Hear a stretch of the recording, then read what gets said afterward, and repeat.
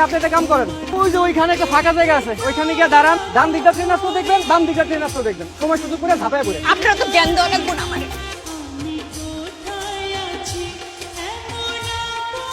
আপনি আমার পিছন পিছন আসলেন কেন? আপনি কেন সুইসাইড করতে চান এটা জানতেই না। আমার আব্বার আমার সৎ মা মিল্লা একটা বুড়া বেটার লোক আমার বিয়ে ঠিক করছে, টাকার লোভে তাও আবার। আমি কি পণ্য কর? আমার কি টাকা দিয়ে বিক্রি করে দিব? আমি বিয়ার আসলে বসার আগে আমি পালাই আইছি। আমার মনে হয় না এই জীবন রেখে আমার কোনো লাভ আছে। এই যে আপনি সুইসাইড করতে আইছেন, কোথায় আপনার উপকার করবো সেটা না করে উল্টা আপনার সুইসাইডের কথা আমি ফেলে দিলাম। এইটা যদি আমার ম্যাডাম জানতে পারে তাহলে আজীবনের জন্য আমার চাকরি নট করে দিই। তাই আমি আমার লাগে আপনার নিয়ে যাই।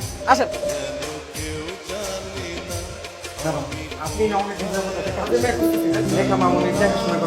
আমি ভাবলাম যে ওরে আপনার কাছে নিয়ে আসেন, পাখিও একটা আশ্রয় খুঁজে পাইবো। তুই একদম ঠিক কাজ করিস পাখি। আমার এই মেয়েটাকে তুমি দেখাশোনা করবে, পারবে তো? আমি পারবো না, সব পারবো। এই তুই সাদের ফুল গাছে ঠিকঠাক মতো পানি দাস না কেন? আমার যখন খুশি তখন আমি ছাদে গিয়ে পানি দিই। তুই কি এই বাসার মালিক নাকি দেশের প্রেসিডেন্ট? হ্যাঁ, আমি হইলাম মালিকের চাকর, আর যে আমার নুন খাওয়াই তার লগে বেইমানি করে আমি একদম পছন্দ করি। আপনি তো দেখতেছি প্রভুভক্ত কুকুরের মতো। কি কইলি তুই? ওই হাতে কি তুই কাকে ধাওয়া করছিস? তেলাপোকা স্যার, তেলাপোকা। শোন, লেখার দিকে সব সময় খেয়াল রাখবি। আমি চেষ্টা করবো অফিস থেকে তাড়াতাড়ি ফিরে আসবি। আর যদি কোনো দরকার হয় তাহলে আমাকে ফোন করবি, কেমন? এই চলো তো, চল চল চল।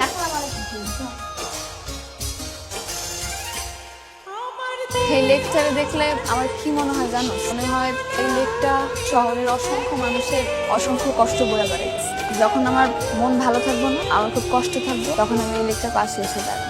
তাহলে আমার মনে একদম ভালো হয়েছে। আর এই লেকের বুকে হাজারো মানুষের হাজারো কষ্ট লুকানো আছে। তাই তার কষ্টের কথা ভাবলে আমার কষ্টটা আর কষ্টই মনে হবে।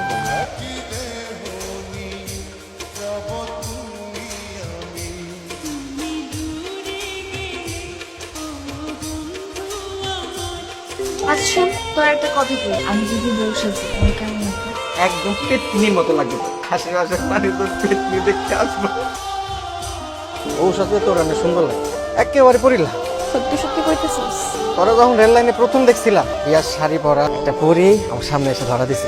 তুই কি ভেতরে ভেতরে আমার নিয়ে স্বপ্ন দেখিস? তোর আমি স্বপ্ন দেখতে যাবো?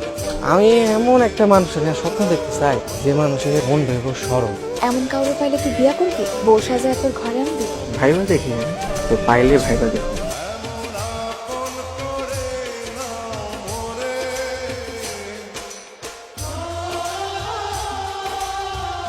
অনামিকা, এটা তো তোমার বিয়ের শাড়ি, তোমার গহনা। বাড়ির কাজের মেয়ের কাছে আলমারির চাবি তুমি তুলে দিয়েছো, আমাদের ব্যক্তিগত বলে কিছুই থাকলো না। চাবি না হয় দিয়েছি, তাই বলে আলমারি খুলে সবকিছু বের করার সাহস থেকে থাকবে? ম্যাডাম আমি আর কত যন্ত্রণা সহ্য করবো তোর জন্য? এই মুহূর্তে আমার চোখের সামনে থেকে সরে যা। তো চোখের সামনে থেকে সরে গেলে তো হবে না, ওকে এই বাড়ি থেকে চলে যেতে হবে। তুই যার নামে যা, যার নামে যা। চল যা। আমি কোনোদিন তোর হাতের কিচ্ছু খেতে চাই না। সরে যা, সরে যা এখান থেকে।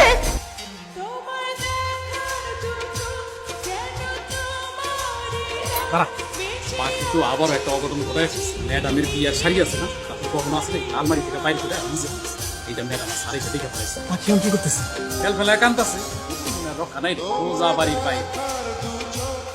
আমি তোর কতবার করে বুঝেছি পুলিশ না, পুলিশ না, তুই আমার কোনো কথাই শুনে উল্টা আমি কিছু বলতে গেলে ভাবু নিয়ে আমাকে দৌড়ে নিয়ে। আমি তো এগুলো নিয়ে যাওয়ার জন্য করি না, আমি তো এগুলো দেখানোর জন্য করছি। কারণ দেখানোর জন্য এগুলো করছিস? তোর জন্য কোন রাজপুত অপেক্ষা করতেছে শুনি? আমার সবচেয়ে বড় ভুল কি হয়েছে জানো? তোর এই বাড়িতে আনা। এদিকে সংসার, ওইদিকে চলে আসবে, দয়া করে আমার একটু মাফ করে দে। কি আশ্চর্য ব্যাপার, মেয়েটা টেবিলে এখনো খাবার দেয়নি। পাখি, পাখি কোথাও নেই। সারা বাড়ি খুঁজছি, পাখিটা কোনো জায়গায় খুঁজে পেতেছি না। লেখার রুমে বিছানার উপরে শাড়িটা পেলাম, গয়নাগুলো পেলাম।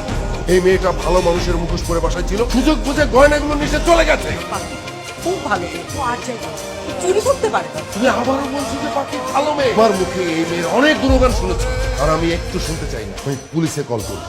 আরেকটু খুঁজে দেখি আমরা। পুলিশে এত তাড়াতাড়ি কল করে কি দরকার? তুই যা তো, তুই তোর কাজ কর, তুই গিয়ে পাখিকে খোঁজ। যা, ওনার মাথা ঠিক নেই, যা না। হা করো, আমি পাখির হাতে খাবো। খেয়ে নাও বলছি। আমি খাবো না।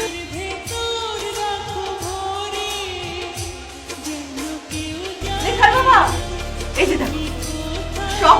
লেখার ছোঁয়া শুধু তোমার জন্য আমি আমার মেয়ের মতো পাখিকে হারালাম। আমি আপনার বলছিলাম না স্যার, পাখি কখনো এই কাম করতে পারে না। এবার প্রমাণ পাইছেন তো স্যার।